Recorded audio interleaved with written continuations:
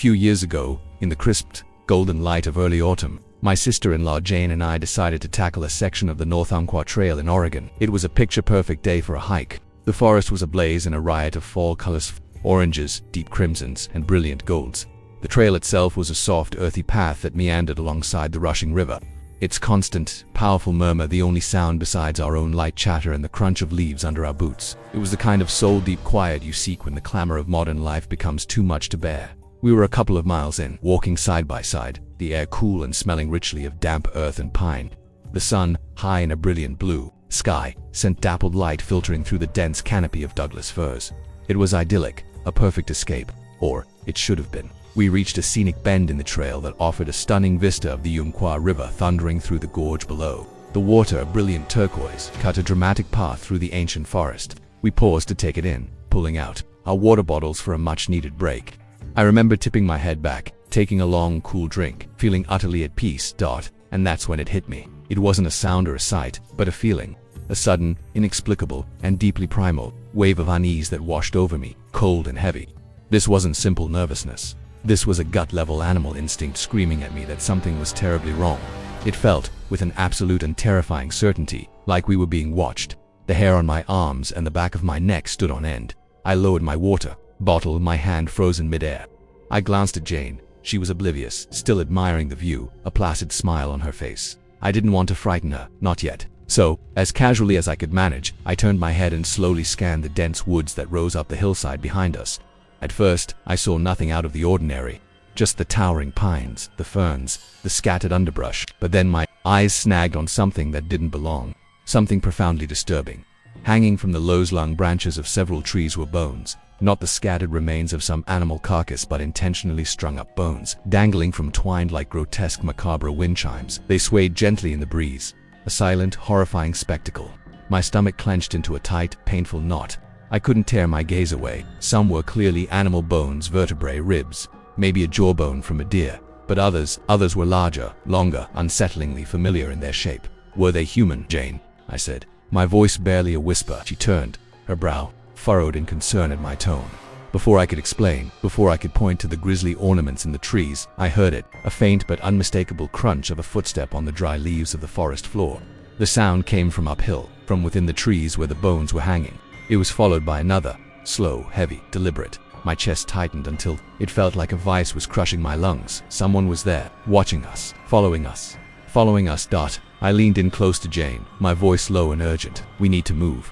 Now, don't look back. Just walk. She must have seen the sheer terror in my eyes, because she didn't ask a single question. She simply nodded, her own face paling. We picked up our pace, moving from a leisurely stroll to a brisk, purposeful walk down the trail. But as we moved, so did the footsteps. They shadowed us perfectly, staying just far enough back in the dense woods that we couldn't catch a glimpse of whoever or whatever it was. The faster we walked, the faster the footsteps followed, maintaining their distance, a relentless predatory pacing. It was a game, and we were the prey. Adrenaline, cold and sharp, flooded my veins. The beautiful, peaceful forest had transformed into a threatening labyrinth. Every shadow seemed to hold a menace. Every rustle of leaves was a potential attack. I risked a quick glance over my shoulder, my heart hammering against my ribs. I saw nothing but the dense, dark woods and the occasional, horrifying glint of sunlight off a hanging piece of bone. Jane must have felt the same escalating panic, the same sense of being hunted, because she suddenly grabbed my arm, her knuckles white. "Run," she hissed, and we did. For two middle-aged women who considered a brisk walk to be peak exercise, we ran like our lives depended on it, because in that moment, we were certain they did. The trail became a blur of roots and rocks, each one a potential hazard that could send us sprawling. My lungs burned for air, and my leg muscles screamed in protest, but we didn't dare slow down. Behind us, the footsteps changed. They were no longer slow and deliberate. They were faster, heavier, crashing through the underbrush with a frantic, desperate energy. The pursuit was on. Whoever was chasing us was no longer trying to be subtle. At one point, Jane stumbled, letting out a small cry, but she caught her balance and pushed on, her face a mask of determination and fear. I refused to look back again, focusing every ounce of my being on the path ahead, on the promise of escape. It felt like we ran for an eternity, but it was likely only a few minutes before the trail finally broke out of the dense woods and into the small, gravel parking area where we had left our car. We didn't stop running until we had wrenched the doors open, thrown ourselves inside, and slammed the locks down. We sat there, gasping for breath, chests heaving, as the silence of the empty parking lot pressed in on us. I stared at the dark wall of trees we had just burst from, half expecting our pursuer to step out into the open. But there was nothing, just the silent waiting. Woods. After our breathing returned to something resembling normal, I started the car, the sound of the engine, a comforting intrusion into the terrifying silence. The drive home was quiet, both of us lost in the horror of what had just happened. The image of those swaying bones burned into our minds. When we got back to my house, after a long, shaky conversation, we knew we couldn't just let it go. We called the county sheriff. It felt surreal, like we were describing the plot of a horror movie. But the memory of the relentless footsteps was too real to ignore. A few days later, the sheriff himself came to my house. I remember him standing on my front porch, a tall, weathered man with kind eyes, twisting the brim of his hat in his hands. He looked deeply uncomfortable. He confirmed our story. We hadn't imagined it. Someone or something had indeed been out there. They had found the site with the bones. So, what did you find? I pressed, my voice trembling slightly. Who was it? Was it some kind of hermit? A cult? The sheriff stopped twisting his hat. He looked down at the porch floor for a long moment before lifting his eyes to meet mine. His gaze was heavy, haunted. Ma'am, he said, his voice low and serious, I'm not going to tell you what we found up there, and I'm not going to tell you who we think it was. He paused, letting the weight of his words sink in. Because if I do, I guarantee you'll never set foot in any forest, anywhere, for the rest of your life. A cold dread, far worse than what I'd felt on the trail, washed over me. What do you mean? Was it that dangerous? All I am authorized to tell you, he said, his voice dropping to an almost whisper, is that what was happening on that trail wasn't normal. It was dealt with, and it won't happen up there again. He tipped his hat, turned without another word, and walked back to his patrol car, leaving me standing on my porch with 100 terrifying questions and an answer I knew I never wanted to hear. I never found out what they discovered. Maybe it was for the best. A year later, a massive wildfire swept through that entire region, turning the North Umpqua forest into miles of blackened, skeletal trees. Part of me felt a grim sense of relief, a hope that whatever evil had taken root there had been cleansed by the flames. The trail and its secrets were gone for good, or so I thought. Last week, a small, padded envelope arrived in my mailbox. There was no return address. Inside, nestled in a bed of cotton, was a single, yellowed piece of bone, about 4 inches long. It was drilled through at one end, and tied to it was a small piece of old, weathered twine. It was identical to the ones I had seen hanging in the trees that day. Whatever was in those woods wasn't gone. The fire hadn't destroyed it, and somehow after all these years, it had remembered my name. In the autumn of 2017, I reached a breaking point. The city had become a cage of noise and obligation, a constant, grinding hum that had frayed my nerves raw. I craved an antidote, and the only one I could think of was absolute, profound isolation. So, I took my old Toyota 4Runner, a beast of a vehicle I'd spent years modifying for exactly this purpose, and aimed it toward the sprawling, untamed wilderness of the Pacific Northwest. This wasn't a casual weekend trip. This was an expedition into solitude, a multi-day off-road journey far from any paved road, cell tower, or human being. I packed enough food for a week, 10 gallons of water, and filled 2 extra jerrycans with gas. As the last vestiges of civilization vanished in my rearview mirror, a rare and exhilarating sense of freedom washed over me. I was finally, truly, alone. After hours of navigating rock-strewn paths and muddy, logging trails that were little more than suggestions on a topographical map, I found the perfect spot. It was a small, secluded clearing bordered by a trickling stream, its gentle murmur a soothing counterpoint to the silence. Towering, old-growth pines formed a natural cathedral around me, their immense trunks standing like silent sentinels. The long, golden shafts of late afternoon sun pierced the canopy, dappling the forest floor. There were no footprints but my own, no sound but the rustle of leaves and the distant call of a hawk. It was perfect. I set up a simple camp, a small, efficient fire for cooking, my favorite camp chair, and a thermos of hot tea. As dusk bled across the sky, painting the clouds in hues of orange and purple, I cooked a simple meal of rice and beans. The first stars began to prick the velvety darkness, and I leaned back, a profound sense of peace settling into my bones. This was what I had been missing. This was real. When the chill of the mountain night grew too sharp to ignore, I doused the fire and retreated into the sanctuary of my SUV. I'd removed the back seats years ago, building a flat platform that, with the addition of a thick foam mattress and a high-quality sleeping bag, created a surprisingly comfortable and secure sleeping space.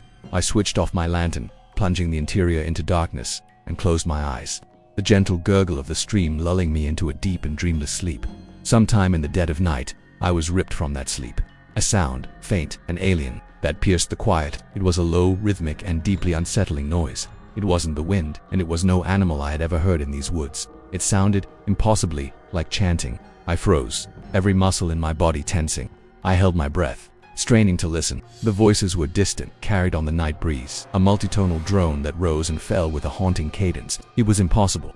I hadn't seen another soul, another vehicle, another sign of human life for nearly 50 miles. Who could possibly be out here? And why in God's name would they be chanting in the middle of the woods at 3 a.m.? My mind raced through a Rolodex of rational explanations of fringe religious group, campers on a very strange retreat, local youths playing a prank, but none of them felt right. The sound was too ancient, too primal. My hand found the cold, reassuring weight of the large survival knife I kept wedged beside my sleeping bag. My heart was a frantic drum against my ribs. I debated my options. I had no cell service, no way to call for help. Fleeing in the dark on these treacherous roads was suicide. I was trapped, telling myself it had to be a trick of the wind, a figment of my sleep-addled mind. I forced myself to lie back down, clutching the knife to my chest. Sleep was a distant shore, but somehow, against all odds, exhaustion eventually dragged me back under the faint, disturbing chant, the last thing I heard. Then came the knock. It wasn't a branch or a falling pinnacone. It was a distinct, deliberate tap-tap against the rear passenger side window, just inches from my head. My eyes flew open. My breath hitched in my throat, trapped in a knot of pure, unadulterated terror. The world shrank to the fragile shell of my vehicle. The tapping came again, louder this time, more insistent. Tap, tap, tap. My pulse thundered in my ears. I lay paralyzed, pretending to be asleep, every instinct screaming at me to stay absolutely still. The windows were fogged with my breath, obscuring the outside world in a translucent haze. But through the condensation, I could see a dark shape, a shadow pressing close. And then it resolved into the unmistakable silhouette of a human face, pressed hard against the glass, peering in. A scream I didn't recognize as my own tore from my throat, a raw, guttural animal sound of pure panic. The figure recoiled instantly, startled by the explosion of noise. For a split second in the faint starlight, I saw a pair of wide, dark eyes staring at me before the face vanished into the oppressive blackness of the forest. There was no sound of running, no snapping of twigs or crashing through underbrush. Just an absolute, deafening silence. It had simply disappeared. Shaking violently, I fumbled for the keys, my fingers clumsy and slick with sweat. I jammed the key into the ignition and twisted. The engine roared to life, and I slammed on the high beams, flooding the clearing with brilliant, sterile light. The headlights sliced through the darkness, revealing only the silent, unmoving trees and the long, dancing shadows they cast. There was no one there, no sign that anyone had ever been there. I left the engine running for over an hour, the needle on the fuel gauge creeping steadily downward. I scanned the woods relentlessly, my knife gripped in my hand, jumping at every gust of wind, every rustle of leaves. When the sheer weight of exhaustion became too much to bear, I reluctantly killed the engine to conserve what little fuel I had left. I didn't sleep again. I sat there, wide awake, until the first gray fingers of dawn clawed at the horizon. With the relative safety of daylight, I cautiously stepped out of the Forerunner. I circled the vehicle, my eyes scanning the damp earth for any sign, and I found them. In the soft dirt right below the window where the face had appeared, there were footprints. They were small, faint, and eerily, they were barefoot. My stomach churned. The thought of someone standing out there barefoot in the freezing mountain night, watching me sleep, was more horrifying than I could process. I packed my camp with frantic speed, throwing gear into the back of the truck without care. The forest, once a beautiful sanctuary, now felt menacing, its silence pregnant with threat. I had to leave. I drove 4 hours, pushing deeper into the wilderness, hoping to put as much distance as possible between myself and that clearing. The winding dirt roads felt endless, and with every turn, I half expected to see a figure standing in the path. Eventually, I found another clearing, this one more open, situated near a rocky outcrop. The high sun and wide open space felt marginally safer, though the chilling memory of the night before clung to me like a shroud. I spent the afternoon in a state of hypervigilance, performing mundane tasks, checking my gear, gathering firewood with a constant prickling sense of being watched. As the sun began its slow descent, my anxiety ratcheted up to an almost unbearable level. I built a much larger fire this time, and as a flimsy, desperate precaution, I created a circle of dry, brittle sticks around my SUV, hoping the sound of them snapping might serve as an early warning system. That night, sleep was not an option. I sat by the roaring fire, clutching my knife, my senses on a razor's edge. The shadows at the edge of the firelight seemed to writhe and shift, taking on monstrous forms in my periphery. The forest was holding its breath, waiting. When I finally retreated to the locked confines of the SUV, it was not to sleep, but to watch. It didn't take long. A sharp snap of a branch from the darkness jerked me to full alert. My eyes flew to the stick perimeter. The sound was close, too close. Another snap, this time louder, closer. My hand was already on the keys. I started the engine, once again blasting the area with my headlights. For a moment, I saw nothing but the familiar trees. And then, at the very edge of the light's reach, a figure darted from the cover of one massive pine to another. It was impossibly fast, a fleeting silhouette of limbs and motion. It was there, and then it was gone, swallowed by the darkness. But it was no animal. It was human-shaped, and it had followed me. I didn't turn the engine off again. I stayed awake until the sun rose, my knuckles white from gripping the knife, my eyes burning from staring into the oppressive dark. As soon as there was enough light to navigate, I was gone. I drove without stopping, not even glancing at the fuel gauge. My only thought to get back to pavement, back to civilization. The feeling of being watched, of being pursued, didn't leave me until the first sight of a paved highway broke through the trees. The wave of relief that washed over me was so intense it almost made me sick. I made it home, physically unharmed. But the questions haunted me. Who was out there? What did they want? Weeks later, as I was cleaning out my Forerunner from the trip, my hand brushed against something tucked deep in the map pocket on the back of the passenger seat. It was a small, crudely carved object, a piece of wood, whittled into the rough shape of a sleeping person. My blood turned to ice. It hadn't been there before. I had cleaned the truck meticulously before I left. It was impossible. They hadn't just been outside my window. At some point, when I had left the vehicle, they had been inside. The wilderness I had sought for solace had not only shown me its deepest, darkest secret, but it had also placed a piece of that darkness in my pocket, a permanent reminder that I was never truly alone, and that I had been found. I've dedicated a good portion of my life to the wild places of this country. For 15 years, I worked in national parks.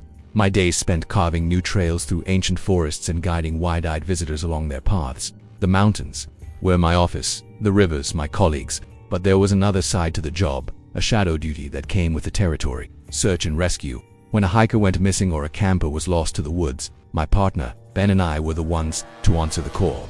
We were good at it. We'd faced down everything from flash floods to territorial bears, and most of the time we brought people back with nothing more than a few scrapes and a story to tell their grandchildren. We were professionals, steady and unflinching. But no amount of training could have prepared us for the call that came in on that blizzardy January night. The storm was a malevolent entity. It wasn't just snow.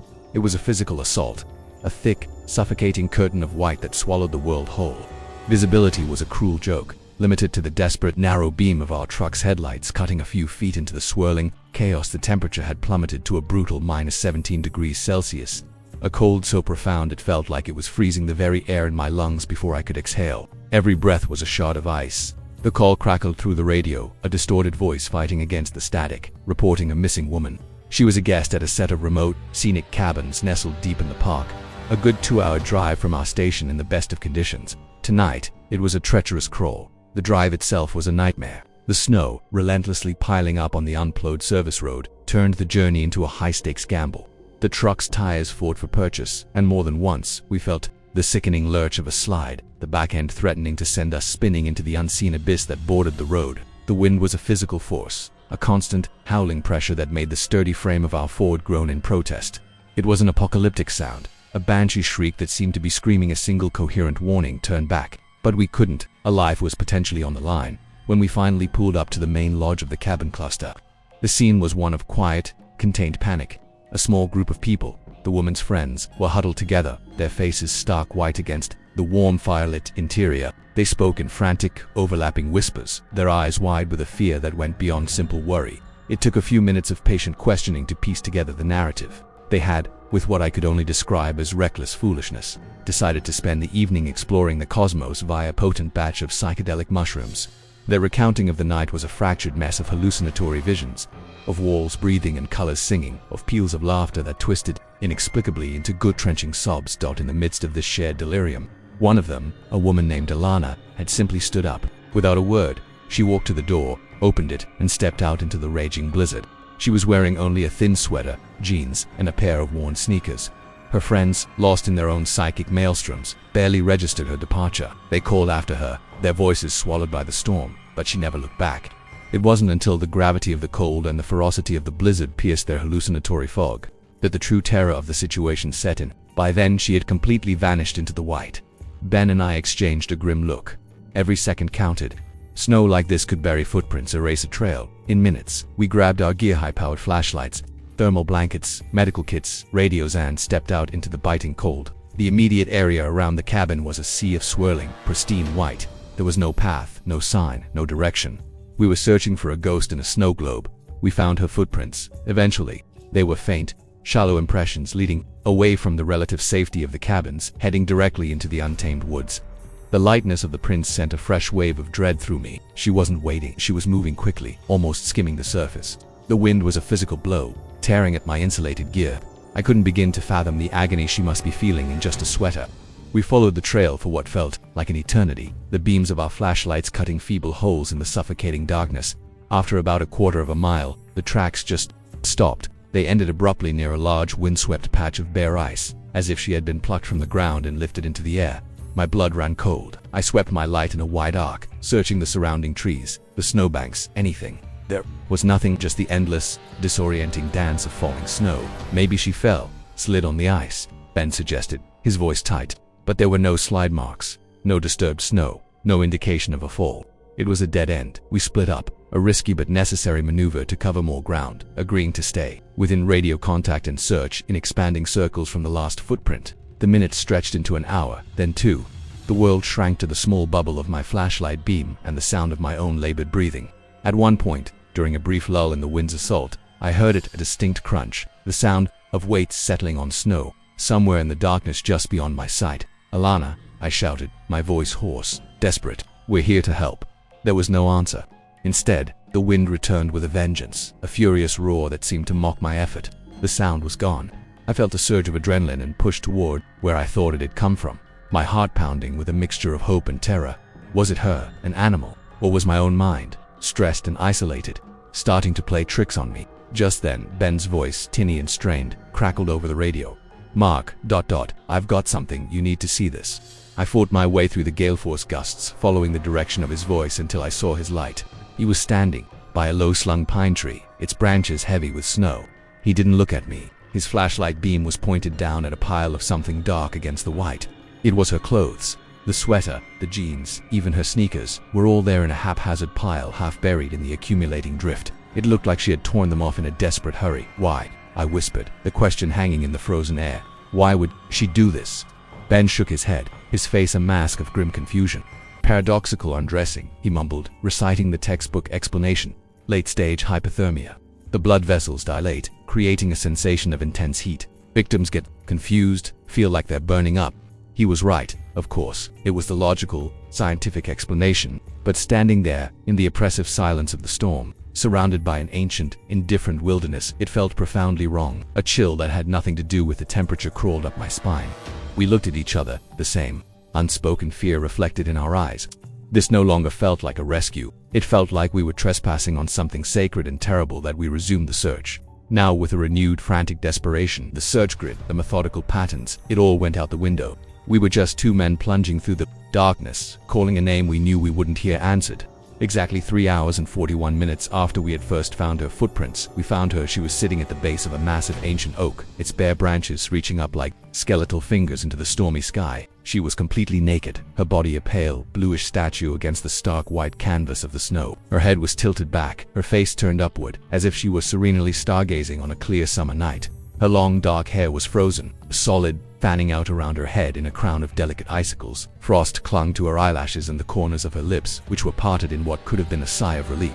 I rushed to her, my own training kicking in despite the shock. I called her name, checked for a pulse, for any sign of life, but I knew it was a formality. Her eyes were wide open, but they were vacant, milky, seeing nothing of this world. She was gone. There was an unnerving peacefulness to her posture. It wasn't the contorted agony of someone who had frozen to death. There was a pose of acceptance, of reverence. Ben and I worked in silence, our voices choked with emotion as we radioed it in. We draped my heavy parka over her, a futile gesture of dignity against the brutal reality. Then, we just waited for the recovery team, to silent sentinels guarding a tragic frozen tableau. The wind howled its mournful song, and the ancient trees creaked and groaned around us, like old bones settling in the weeks and months that followed. Sleep offered no escape. Whenever I closed my eyes, I saw her face, serene and frost-kissed, staring up into the heart of the storm. The howl of the wind became a permanent fixture in my mind, a soundtrack to my waking and sleeping hours. The nightmares were relentless. I would be the one wandering in the blizzard, my own footprints vanishing behind me. I would feel an inexplicable, overwhelming urge to shed my clothes, to embrace the searing cold, to answer a silent call that emanated from the whispering shadows between the trees. The official report listed the cause of death as hypothermia, complicated by drug use. Case closed. But I knew what I felt out there. I knew the friend's stories of her visions, of a glowing man made of snow who had beckoned to her from the window. Paradoxical undressing was the reason they gave, the neat and tidy box for an event that defied easy explanation. But in my heart, I will always believe she wasn't running from the cold. She was running to something. Something ancient and hungry that lived in the white silence of the blizzard. Something that had called her by name and promised her an escape not from the cold, but from everything else. I still work in the park, but now, when the snows come, I don't just feel the cold, I feel the silence. And I listen for the call. I'm terrified I might one day answer.